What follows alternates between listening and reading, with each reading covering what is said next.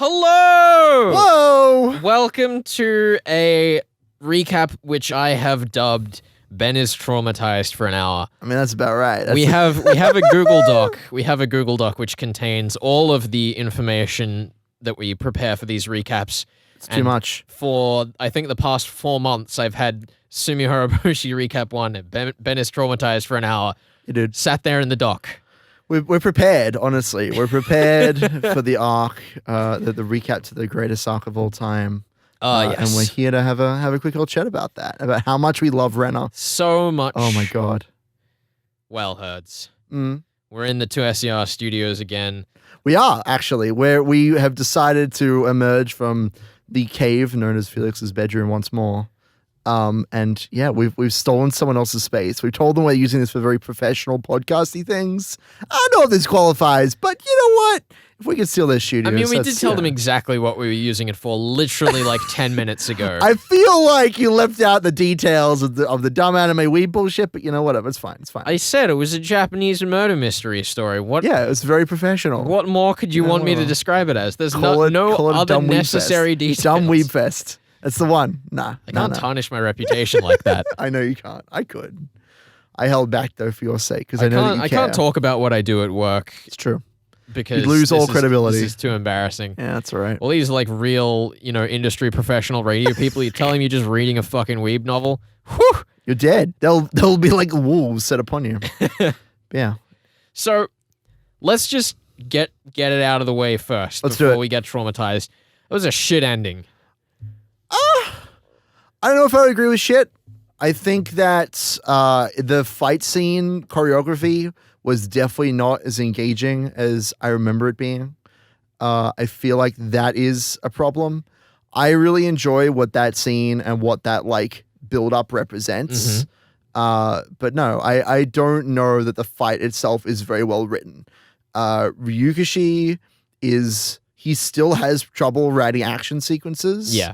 And I think that especially since this is the first time, like he had the fight scene back in Arc 4, and there was a period of action in Arc 5 when Riki showed up and in certain other moments. But this is the first time he's tried to do like a big epic anime fight scene. And it's pretty clear that he doesn't know how to write those yet. I agree. Yeah. I think that it kind of has the inverted problem that the fight scene in Arc 4 had rather, where in Arc 4, he was clearly, he was keeping up the pace well, but it was very clear that he had no idea what he was describing. Sure. Like, all of the images that he was using were very effectively visual in Arc 4. They made sense. They made They were like visual almost sense, too detailed in some ways. It was kind of like none of the actual, there was no like flow to the fight. I think if you were reading it not coming from a combat sports background, it'd probably seem a bit better, but because that's a background I do come from, I was like, this doesn't like that. Sure. None of this is working for me. And, obviously that's like a bit elitist, and I will freely admit that, and I don't really have a problem with Arc 4 scenes because of that. But then when we come around here, we have the inverted problem where he's gotten much better at the visual imagery, the use of terms that he clearly understands more, and I think that the fight makes more sense in how it's written. But the pacing is just shot to shit. It is a repetitive scene, I think is the big problem. Like, it's extraordinarily repetitive. I still enjoyed it, up to a point at least. But the fact that we're going back and forth between Ren and Keiichi, they're shouting things at each other, but the action doesn't really change. Like the building doesn't like get set on fire. There is no like, oh, and this is when my bat snapped in half, the circumstances of the fight itself don't really change until the final strike. Mind you, I think that when it gets up to the final strike and Ryukishi slows the pacing down, I think that moment is like, that's when I was fully on board again, despite the actual like back and forth being a little dry in that respect. Yeah. I still love that moment. I absolutely loved when Keiichi says like, all right, it's time to like, tell me what you really want, Rena. And Rena's like, he's like, I'm going to make you my maid. And Rena's like, I don't know if I really want to I don't really know if I want to believe in aliens anymore. Like, I don't know if that's as fun as like this maid shit that you're throwing at me. Yeah. Which I love. I think that the heart of that scene is like entirely contextualized in that last bit. And I love the visual of Renna like splitting the moon with her hatchet. I love all that stuff. But the middle bit between defusing the bomb and that moment where it's like so down again is like, it's just not super good. Like, I think you've done a better job explaining it than I have. Yeah. But it really slows the pace of the conflict down. I think the problem is that the fight scene is actually like pretty good. It's very well written until it rewrites the same passage. Like, yes, exactly. It feels like 3 to 4 times over. Yes. Like that imagery of everything being silhouetted by the moon and the sun going down, and we went back and forth and back and forth and back and forth. It just goes over and over and over again. And the only breakup in pace that it has is when it cuts down to the ground. But rather than providing a breather or, you know, amping up the stakes more, the cut down to the ground is just like, oh yeah, we'll just forget about it for a bit. Yep, people are cheering.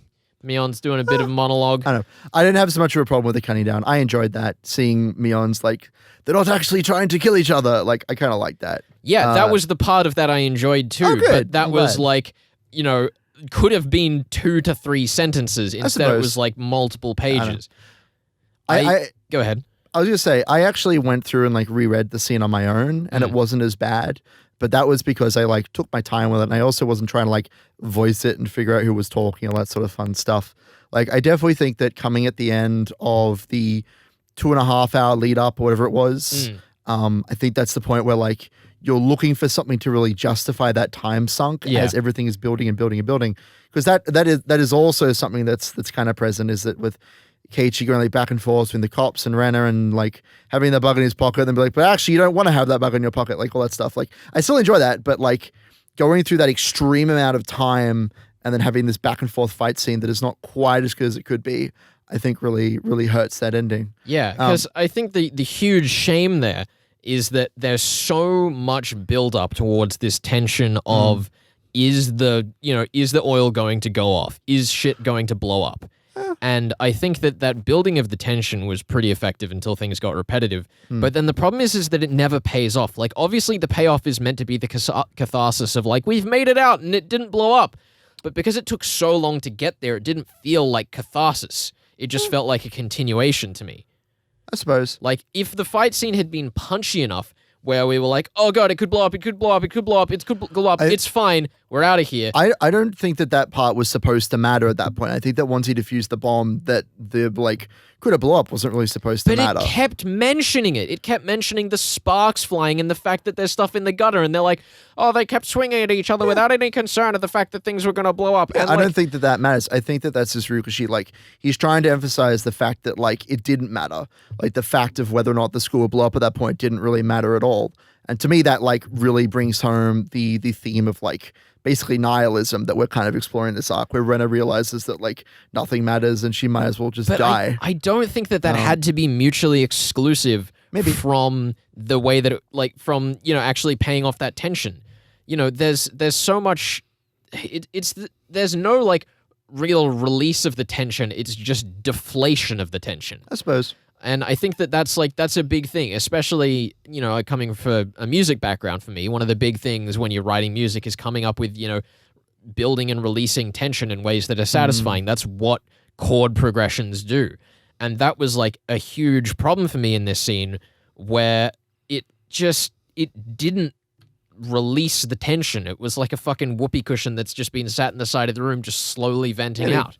Yeah. And, you know, as I said, I do love the things that this scene did well. As a finale, I think if it had been like a third to a quarter of the length, it had cut out 90% of the stuff on the ground, just had like one line from the kids, one line from Mion, where they're like, you know, you could see the kids looking up, tantalized by the fight. Cool, done. That's their sentence.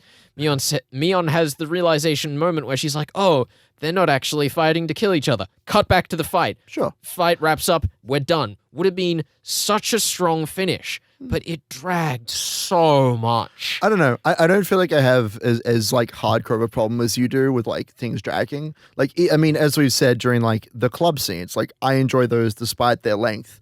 There are some scenes that I enjoy so much, I wish they would just never end. I love that stuff. Higurashi could just write forever. And sometimes he does because he needs an editor. But, you know, Yeah, I don't know. I remember when I first watched this scene myself, the tension in my mind wasn't like, will the school blow up? It was more, will Renna bring the hatchet down at the end? That to me is kind of the core tension that I was hooked on. I agree, but it felt so obvious to me that that wasn't going to happen. Like there wasn't ever really in my mind a pressing tension that Renna was going to do that. I don't know. I mean, I can't speak for you, obviously, but when I watched it for the first time, I definitely thought there was a real possibility of that happening. Because it's happened every other time. Why not this one? And I think that that's kind of Ryuki's point.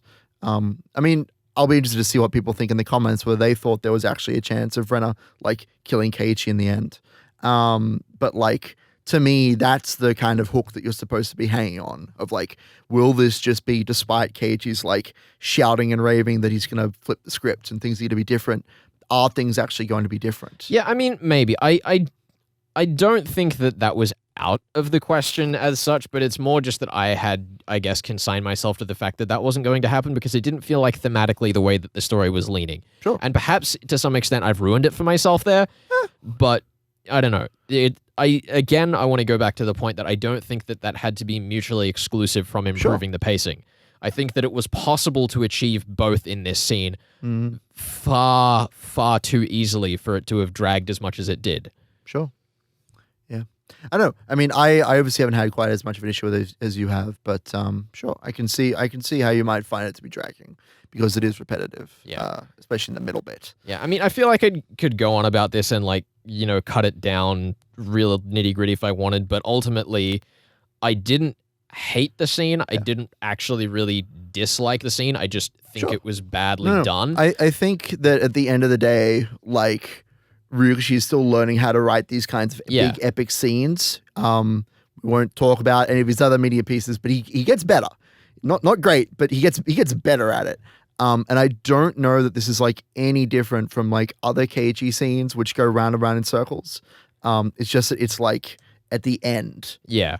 It's in this moment that's supposed to be really huge and impactful, and it sounds like you haven't quite been able to stay there. Because like I've got a note here from last when we recorded it that like when Keiichi like slammed his bat down on the rooftop, like I pictured in my head as like roof tiles being smashed everywhere. But of course, when I went to like read over the scene, there is no description of that. It's just he hit his bat on the ground, which is like whatever. But that was like a moment for me to sat back, and I don't think that you quite had that moment. That's the impression I'm getting. No, not at all. That said, do we move on now? Do we talk about? Yes, I would love to segue onto things that we can agree on. When neither of us like the tip. Fuck that tip. What the fuck was that mess? Like, it's just reiterating things that we've had told us 1,000 times. It's basically just Chapter 4 2.0, except without Oishi. It's like, why? Why even bother? Ryukishi, what's happening? It was so both confusing because, you couldn't tell he was talking. Couldn't tell who the fuck was talking. And like on the one hand, like, okay, there's a patch we can install. I know, but we get it. Like, where's the point? Because if it's for characterization of Akasaka, we don't know what he's talking. If it's to like tell us plot points, it's the same problem with Renna like telling Oishi about all the bacteria shit again and the aliens and stuff. It's like she's just repeating herself, which is like in that sense it makes some sense because we're like following Renna's path twice, but then Akasaka is telling us for a third and fourth time, and like why bother? I don't understand.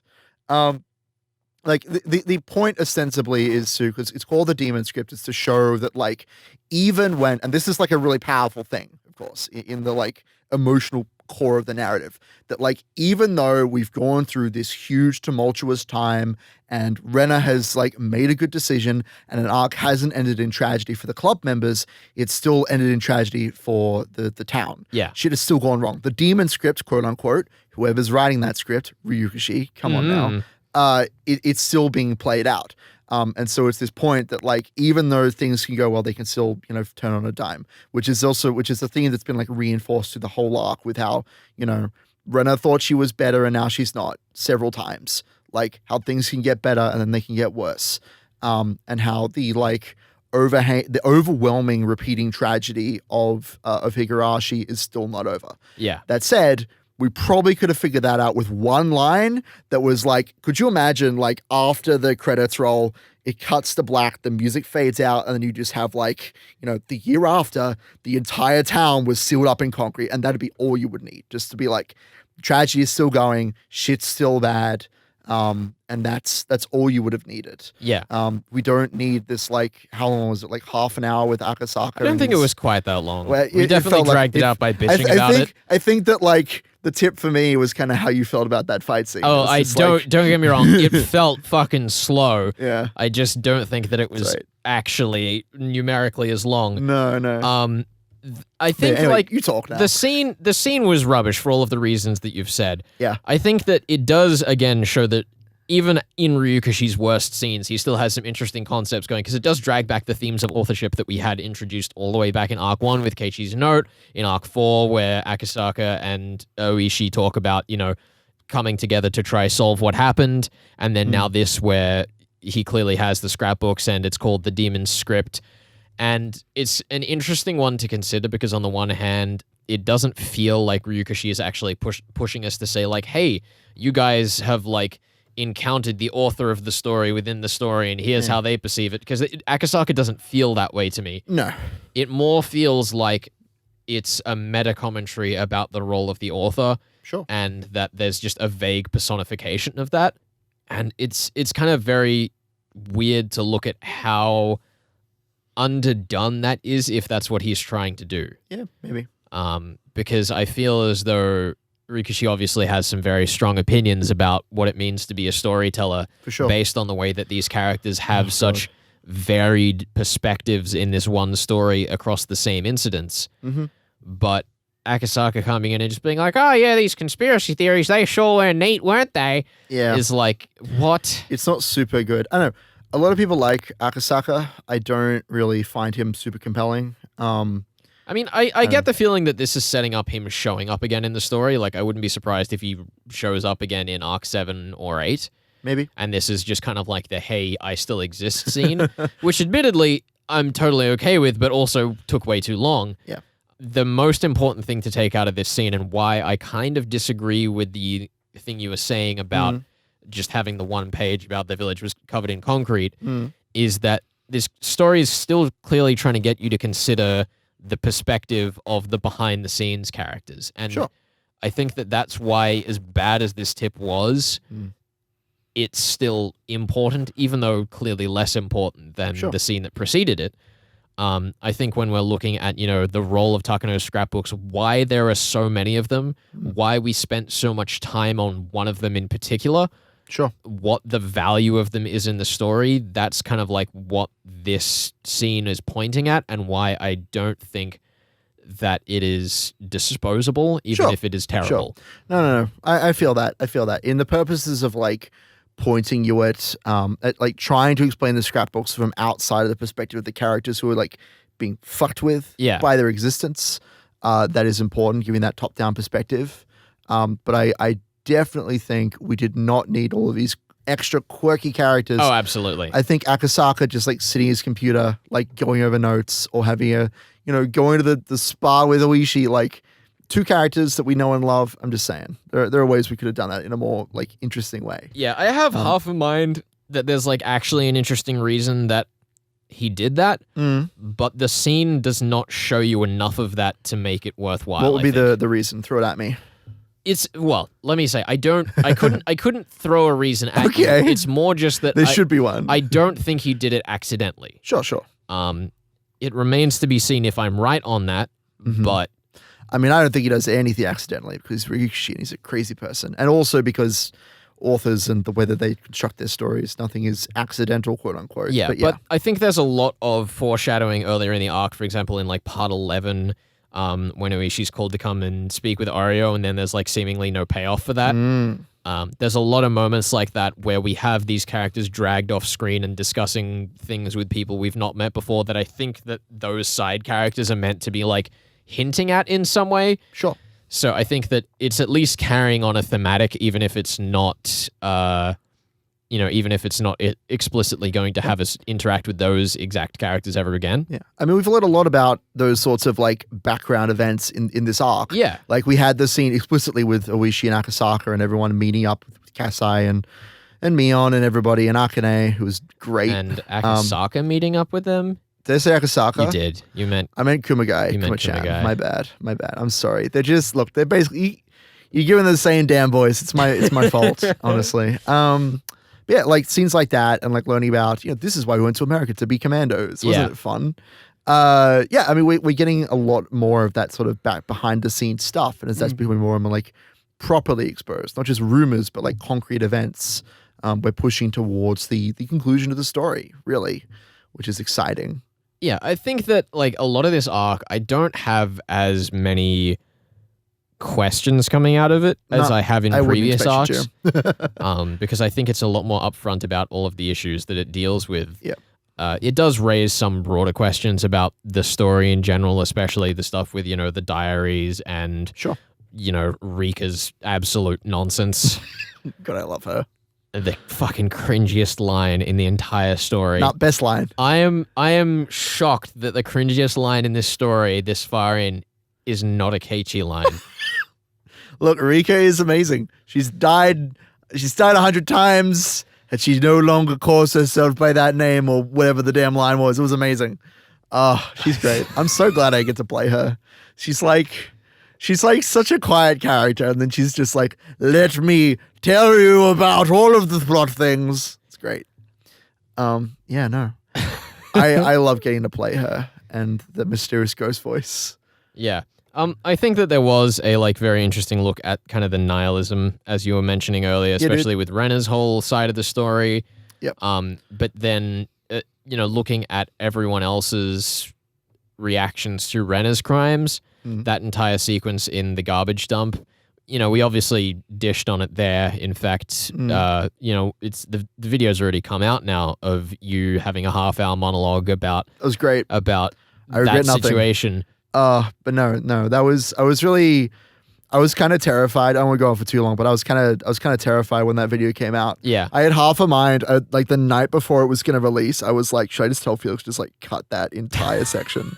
Because I don't know if I can handle it. But the reception was really good. You guys seemed like really on board with what I was saying. And especially the stuff about like drugs and how to like deal with mental illnesses. And like, it was fantastic. I was blown away with the response. So thanks guys. I really appreciate it. But yeah, I mean, the whole idea of nihilism is like, I really dig that angle. There's a guy on the internet who talks about nihilism and really like, because I didn't think about this as nihilism, as like Rena's, like, because the line is that like, police, when they approach a hostage situation, they think, well, obviously this person doesn't want to die. But yeah. But what they didn't know is that Rena was totally prepared to die and was expecting to die because of her like perceived illness. And so when she decided, hey, I'm just gonna blow up the school, like she doesn't see that as like a problem. It's a means to an end more than anything else. She doesn't care. She doesn't see any meaning in like the friends that she has, except for Keiichi. Which also, aside from that thematic, felt like another worthless addition to that scene. Like more police have shown up.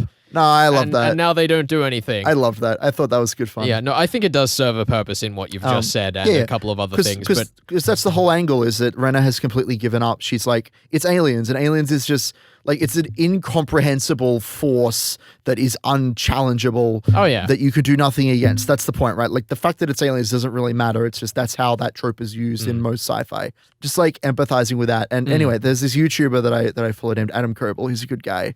But he talked about nihilism in one of his like videos. He normally does like role playing and gaming content, but he talked about how like when he like realized that even though nothing matters, humans can create meaning, and that's when I like really latched onto the idea of, well, again, my like passion for like creative work was rekindled, and so I see that even though like I don't matter inherently, none of this matters. Who fucking cares?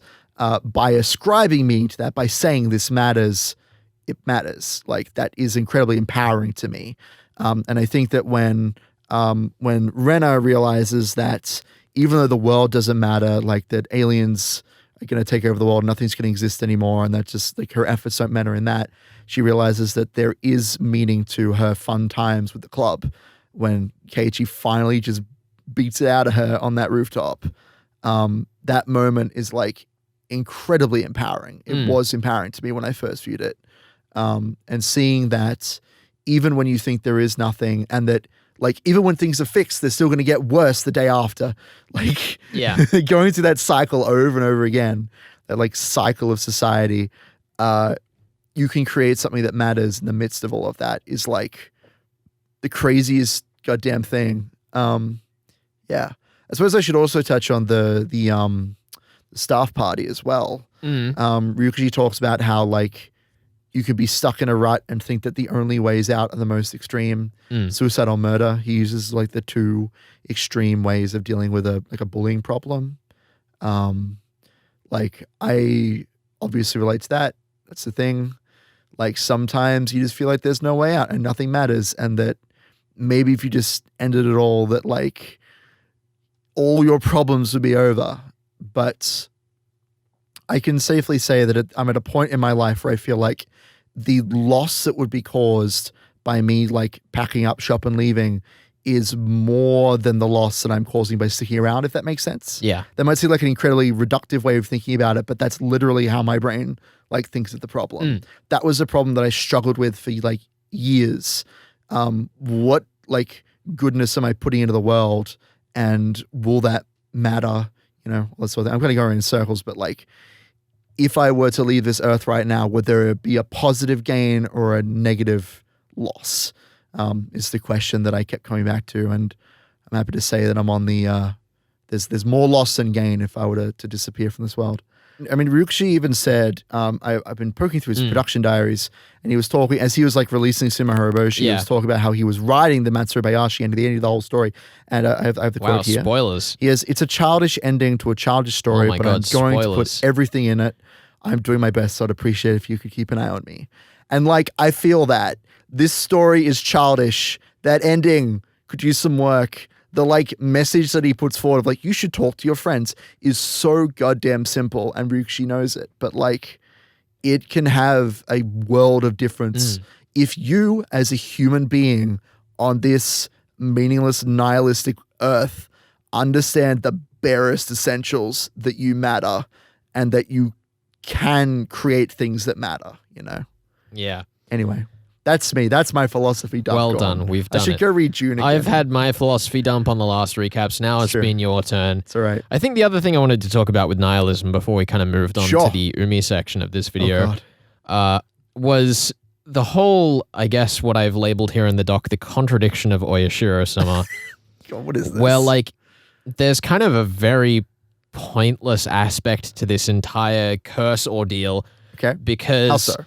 You know, supposedly, according to all of the lore that we've heard, you're safe in the village, but in the story, the only cases we've seen of the curse have been in the village. It's true. I mean, to be fair, we've really only been in the village. Like, we haven't really left it. But, like, we haven't even really heard examples of anyone outside the village suffering, aside from Rena's thing. If only there were arcs that have been created by third parties that might explore that in more detail. They don't count. I mean, they don't count, but they exist. But like, there's such a weird. It is a weird like negligence. Like Rena is ostensibly the stand-in for all of those instances that may or may not exist.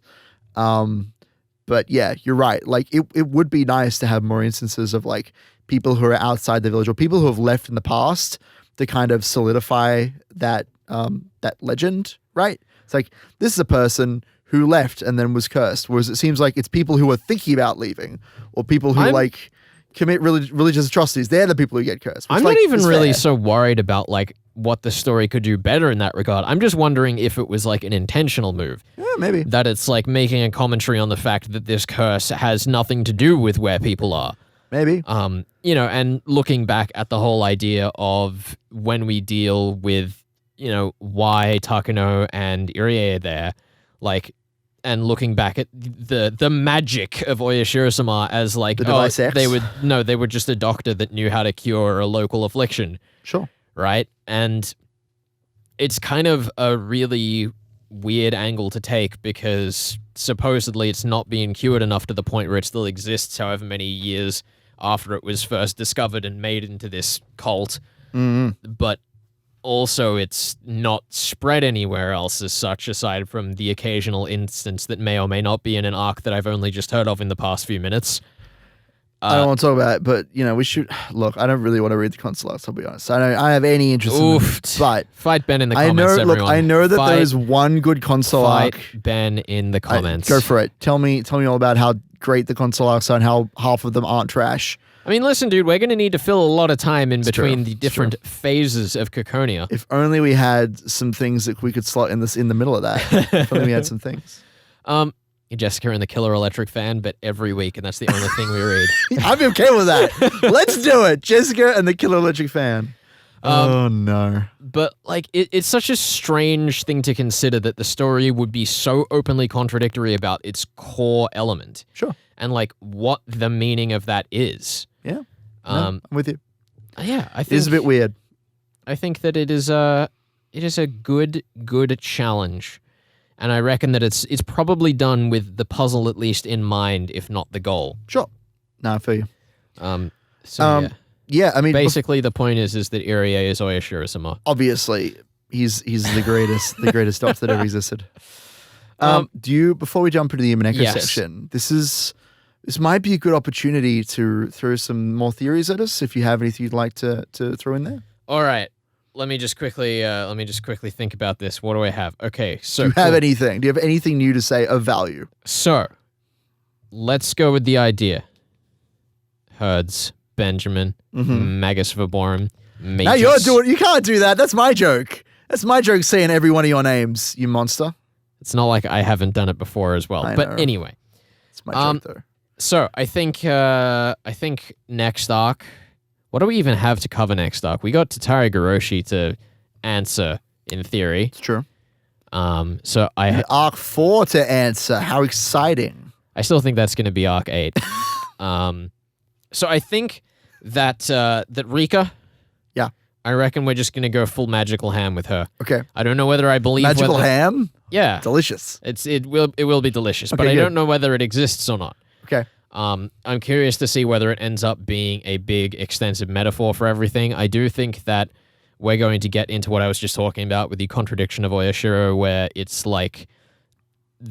really just an analogy for how we've dealt with the medical problems that were presented in Takano's scrapbooks, because I don't think that we should have spent that much time on them if they're not going to be true to an extensive amount. Sure. So I reckon that's probably going to be something that we're going to look at over the next couple of arcs of what the implications of Takano's weird bacterial infection are going to end up being. And, obviously connecting that back to all of the thematics we had in the opening arcs about, miasma and the bugs crawling under the skin and the weird drugs that we mentioned at very first glance that Tomataki was jabbed with. Mm-hmm. So, I don't know. It's kind of weird at this point in the story theorizing what's really going on, because we haven't really had any new mysteries added in such a long time. No, we haven't. Look, he even said it. It's not me saying it. It's also him. He's the one who's always right. Listen to him. There's obviously still subtle details that are hinting at things that haven't been revealed, but there's no explicit, this is a question that we want you to answer that hasn't been extensively covered before now. Yep. It's just Ryukishi's classic game of reframing the things he's said before. Elaborating on things. Reframing the whole curse thing through the angle of how myths evolve, as we were talking about all the way back in Arc 1, through the lens of how medical knowledge is spread or hidden, talking more about how Uishi clearly has no idea what's going on, rather than him maybe being the one pulling the strings. But we do love him. We do love him. I thought it was actually really satisfying having them walk in with the big bundle of scrapbooks and just being like, yeah, fucking take them. Here you go. Just have all of the things that will dash your hopes and dreams. It was such a brilliant way of just coming in and being like, yeah, Uishi has no fucking clue. Yeah. Just everything he was doing just crumbled. Not like we hadn't really established that before. No, but it in fiction happening was fantastic. Yeah. So good. It's being totally thwarted. I think that's kind of the main deal. I think most of what I've said I'm going to stick with. Yeah, I don't know. I mean, I don't really know what else to poke you on. What's the deal with Keiichi remembering Only Kakashi, that's weird. I don't know. I feel like that's just a storytelling thing. I don't think it's like really a thing to solve. You know, it's a thing that can only really happen by either accepting that it's a meta commentary on writing or that it's just magic. And it seems completely inconsequential to decide. Actually, why do you think Keiichi and not the other characters like had that moment? Like Rika said, like Keiichi's special. He can like remember shit that other people can't, apparently. That's weird. I mean, because he's the outsider. Okay. Like, you know, obviously Rena is kind of the outsider. Sure. But the story tackling isolationist themes, the idea that the person from outside could be the, like, magic bullet kind of ties in thematically there. It's not, like, the only reason, obviously. You know, he was the first arc's main character, so it makes sense to view it through a lens that you're familiar with. For sure. But I think it's just a way of being consistent with the novel's themes of isolationism and friendship. Yeah, for sure. Nah, I feel that. All right. Yeah, let's dig into some Umi spoilers. Neko spoilers. We are going full spoilers. We are going so full spoilers that I'm literally about to describe the ending of Neko if you don't get out of here. All right. All right. Get out of here, people who haven't read Neko. I'll see myself out. All right. You got 10 seconds. We're gonna sit here and we're gonna just, you know, it's your ham. I don't know how long it's been, but there's gonna be a video on screen. You got the timer. Yeah, I've stopped looking at the timer at the wrong time, so maybe it's been more or less than 10 seconds. The point is, the ending of Neko when we unveil. I think they got it. I think you get it. Okay. The Battler wrote the whole thing. Sure. Was so much more like intricately tied within the story, where we had questions of like the style of writing changing very explicitly, having multiple authors, all that fun stuff. Like with no understanding of the like thematics of storytelling going into it, like you said to me way back when we started a story about storytelling, I had no idea what that was going to mean. But when we got to arc 3, one of the first things I noticed was like, oh, what the fuck? Battler's narrating the like meta scenes now? That's a bit weird. That's a bit weird. And then that clearly tied back around to the changes in authorship, you know, the role of the author, what it means to be a storyteller, what it means to be a reader. And those are all thematics that we're clearly tackling in Higurashi now as well. Sure. But they seem so disconnected from the story as a whole. It's I don't want to say it's an afterthought, because I feel like that's not giving enough credit to how difficult the task of writing such an enormous story is. Yeah, for sure. But like, especially when it's like his debut work. Exactly. Which is an incredible feat. But, you know, as we were talking about with Akasaka's whole scene, you know, we're dealing with the same questions, but it doesn't feel like it matters at all. It doesn't feel like it connects with the core like conflicts that the groups has with each other or anything like that. Yeah. Like the conflict between Beatrice and Battler is framed with this like, I'm using magic to like make weird shit happen. And that's because she's the storyteller. And so that of course ties into Battler being the storyteller, or Toya specifically being the storyteller, along with Ikiko, like right at the end. Yeah. So that thematic is set up at the end of episode 1 and arguably before that. Yeah. However, Higurashi doesn't have that at all. The characters are not telling stories to each other. They are playing dumb games. Yeah. And that's why we have, you know, how do we beat Rena? I'm the trap expert. We play lots of games with her, so I know how she works. And at the same time, I do think that it might be an interesting commentary on, I guess, a bit of game theory. Sure. To look at how, like, when you're playing the game of reading along with an author, it's just like, it's a bit of a fun gaff, and you don't really need to take it super seriously, but the story thematically has not been leaning on that particularly strongly. And I don't know whether that's in, like, because he's not trying to or because he's not confident in doing it, but it's not. I mean, there. I don't think he's as interested in actually making like a proper authorship theory. Like I think that there are elements of that, of like, where does the author sit in the relationship between the reader and the author, but he's not looking to critique it. He's not looking to make the like essay that is Umineko. He's looking to add it in as like, hey, isn't this like, this is a little cheeky nod, you know, when Keiji says, oh, all you demons down in hell who wanted like a really shitty ending to arc 6 Sumihiro Boshi, where I am not the protagonist but Rena is, and I'm like, I get it, Ryukashi. Like, you're talking to us. It kind of goes back to something that we spoke a lot about when we were reading Umineko, which is the idea that leaving things open-ended is often more satisfying as a creator. Sure. Where like you don't feel like the ending that you will write will do the concept justice. Yeah, for sure. And that very much feels the way that Ryukishi is tackling the question of authorship here. Like, obviously, Umineko still left things very open-ended and a lot of room for you to maneuver, but it still at least had a conclusion on the matter. Yeah, there's an argument that he's making about authorship and the importance of writers and authors and their relationship with their audiences. Whereas it's more just a thought. Yes, it's more just a bit of fun and like the seed of an idea that will grow into Umineko further down the line. Yeah. That's very much the from that aspect of the story, at least. That's very much how I feel about that. Yeah, and for those of you that didn't follow through our Umineko playthrough, hi, we did an Umineko playthrough. Go watch that. Or Watch that while you wait for our next episode. It's a lot of hours. It's true. But it gets better after the kind of episode big 1. conclusion that we had was that you said to me at the start, as I mentioned earlier, that it was a story about storytelling, and I didn't get that. Yep. And then you got it. But then all the way at the end, I was like, holy shit. Yeah. The story means so much to me because as someone who loves to tell and share stories, it was like, this is a representation of all of the struggles and feelings that I have about telling and sharing stories inside a effectively told story. And obviously flawed masterpiece. There's a lot of mistakes. There's a lot of rough edges. But it's the same with Higurashi, right? Where it's got a lot of rubbish points, like the ending of Arc 6. Get out of life. But as a whole, the underlying thematics of, that fight scene were super strong. It just needed a bit of editing. Yeah. It just needs some work, and not kind of work that the anime put on it, because that was just, oh God, I don't want to think about it. Anyway, I mean, at the end of the day, Umineko is a story about storytelling, and Higurashi is a story about, like, the power of friendship. Yeah. But it does it in the smartest way that I have seen a piece of fiction, like, work on the power of friendship. I don't know if smartest is the way that I'd put it, because I feel like that makes it sound too analytical for what it's doing. I suppose. It's... I don't know. I mean... It feels very authentic. Authentic might be the term. I think that might be the term, because usually when I've said this in the playthrough, but like usually when a story says, and now the power of friendship saved everyone, you're like, well, of course they did, or like fucking whatever. Yeah.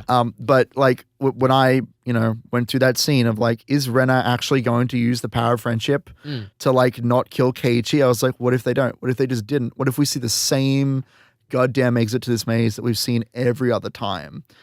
Seeing that same exit over and over again will be enough to drive anyone mad. Yeah, it was like when someone commented, it was Kai commented about John Green's Turtles All the Way Down. He did. On part 13 of the series. Shout out to part 13. Like, it's very much the same there, where I've read a few of John Green's books, and they do deal with a lot of similar concepts of friendship, relationships, and what those mean. And I do think that those do a very intelligent job of it as well, and a very authentic job of it as well. Yep. And I wouldn't compare them, even though they deal with a lot of very similar thematics. I think that when you're dealing with these stories, especially stories that are targeted at people in their formative years, it's important that you find one that not only does it authentically and intelligently, but you can connect with. Yeah, of course. We've discussed ad infinitum on this playthrough about the fact that I can't connect with anything. Which is fine. But that's not like necessarily the point. I think that people will latch on and learn a lot from stories that mean something to them, and that's why, even though this and Umineko are so rough around the edges, they still have so much value. I mean, it's all about the heart, right? Like, Ryukishi, like, having such passion behind what he does. I mean, that's what draws me to a lot of people on the internet. It's like I've been going through this as well as Ruby, as I've mentioned a couple of times, and like, Monty Ohm, God rest his soul, is the most fucking passionate man on the earth. And like watching these creators go through these trials and tribulations of trying to get their work done, of finally getting their big break, of like putting out something fantastic, even if it's flawed, is like way more valuable to me than like any big budget Hollywood show that just, you're like, there was nothing wrong with that film, but like, was it great? Did it blow you away? Did it like, I don't know, like, I don't want to just like ramble about Marvel movies, but like, that's the comparison, right? Like, you can often feel the passion in a project or not, and like try as you might to make an effective product, it still comes across. Yeah, I think that because of the fallible way that we tell stories, and this is something that Umineko commented on in its discourse about storytelling, was that we tell stories that reflect upon us regardless of how we tell them. So for sure, try as you might, that passion will come across or not come across if it's not there. Yeah. now that we've had our big emotional discourse on what it means to be us, Herds, Oh my god. it's I'm time exhausted. to spill the beans. Are we finally doing this? We're spilling the beans. This is the end. This is the end of our playthrough. I mean, so you want to tell them? So, obviously, if you've watched through both playthroughs, or if you've just read both stories, you know that Rika is a bit of a carry-across character between the two. Yeah. There's even lines explicitly in Umineko where she says, "Oh yeah, what did I do this one time that I was stuck in this one place doing this one thing?" This one time I died like 100 times, and now everything sucks. Like, obviously on this playthrough, I'm trying to keep it as clear of spoilers as I can, but also try authentically represent where my head's at. I mean, what can you do, right? You've effectively read the spiritual sequel to Higurashi, and we're at the point in the story where Rika's like weirder side is front and center. Like when she goes to meet Rena, is like, I have this weird syringe, you should totally take it. I've died a bunch of times. That's fun. Yeah. And then when she tackles Rena later on, and she's like, I've never seen anything like this before. Keiichi, badass. Like, for the sake of the few people who are coming through with us reading Higurashi for the first time along with us, I can't just come out and be like, oh yeah, you know Rika in that other story where she survived for thousands of years and this is just a game between witches. Like, I can't just out and say that. I know several people personally who are coming through and reading it with us the first time. Yeah. And it's like, I have to, it's a really just difficult challenge to balance being open about where my head's at. Yeah. And not spoiling things. So I've obviously had to... You say that like, I love that you're the one who's having this problem now, because this is me like literally every episode of like, how do I talk about this scene without just saying, it's Samira Oboshi, it's revealed that Rena was actually not crazy the entire time. Anyway, it's good fun. It's all right. That's why I'm here to be so ahead of the curve that you can basically do that anyway. It's true. But... I mean, and this is something I was going to get into, is that, like, it's obviously a big challenge for you as well.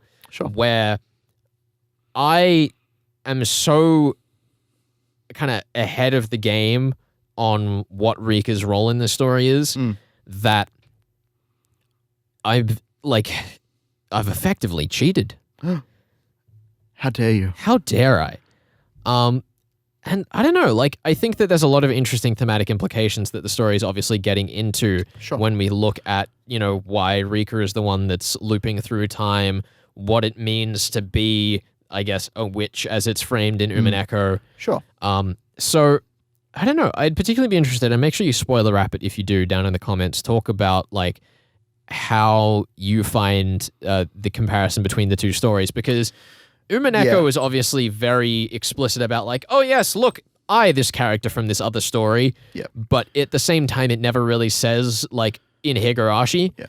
I won't say too much on the topic, but there's a lot of interesting discourse in the Discord that I'm part of, Hinamizawa Discord, which you should all go to and check out. And Linked in the description. We plugged them way too much. They should be paying us. They're in the description of every video. I know. Why aren't we getting ad or some kind of revenue anyway?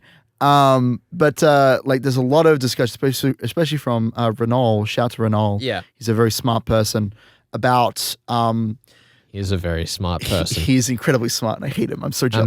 Imagine jealous of him. He basically working is Toya. with me like, and having that compliment. He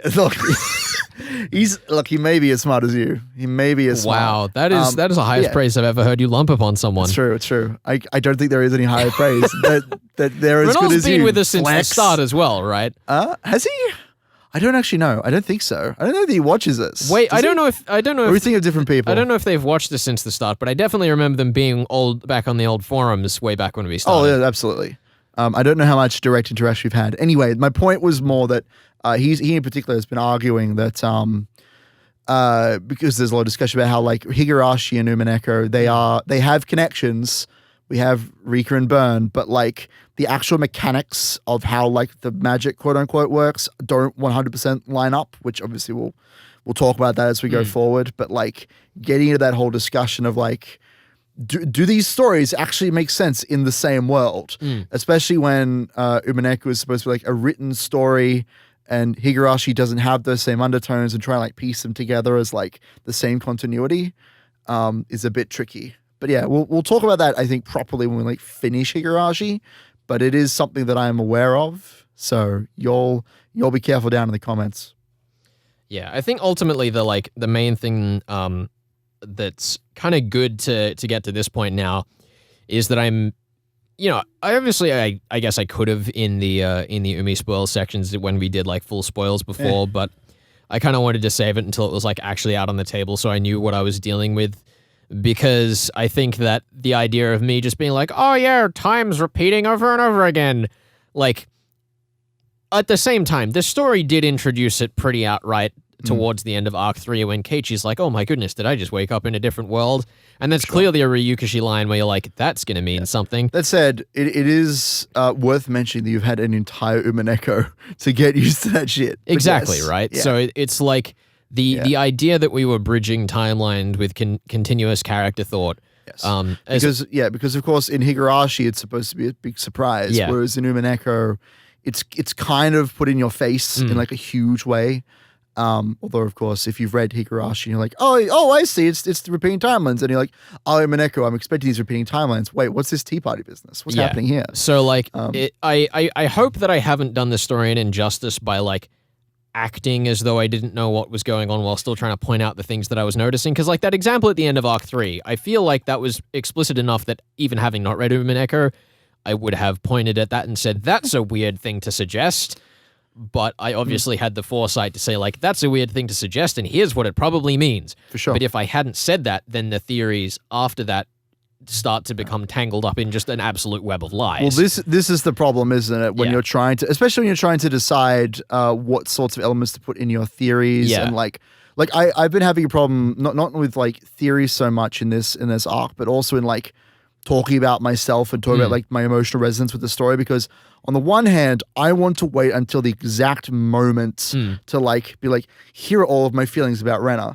But also if I had just waited till this recap to like talk about all this shit, I would not have gotten half of the stuff out that I wanted to get out. You know? Like we even had, I think you cut this, but like after the half-hour chat, you said to me like, so does that have any relevance to what we're about to record? And I was like, I don't fucking know.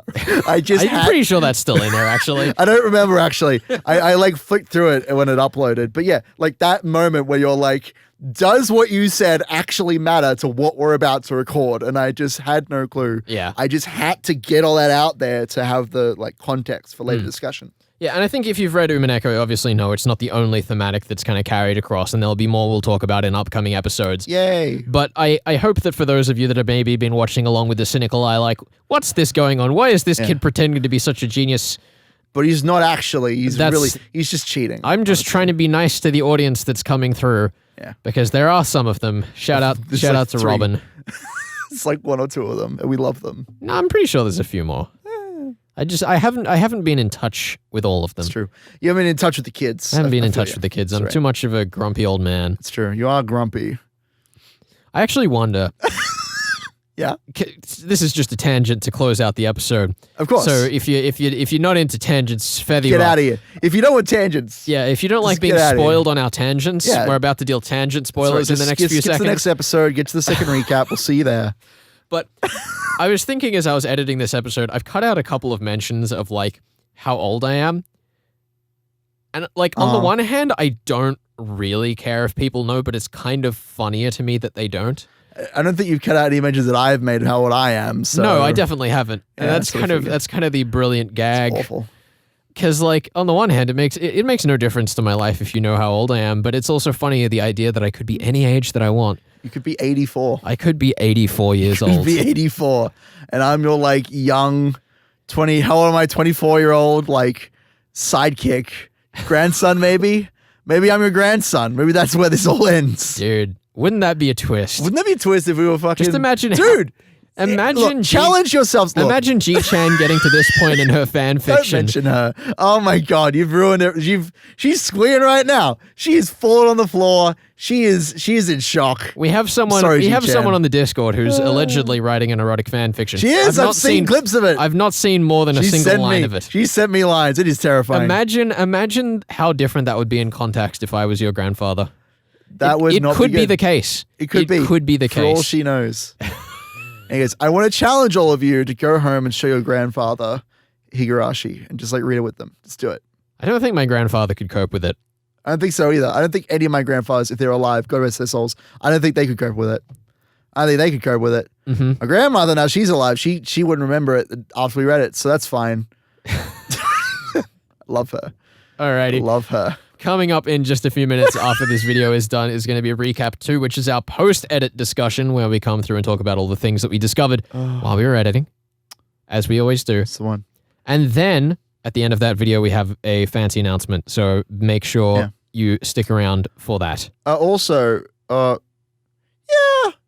for those of you interested, we will be chatting briefly about my play as well. So that's fun. Look forward to that. Oh my goodness. I am so excited. I'm going to show Felix it and he's going to cry. He's going to realize how much emotion is in it. He's going to be like, you beautiful boy. I mean, I better be able to feel the passion in it. Oh my God, you can.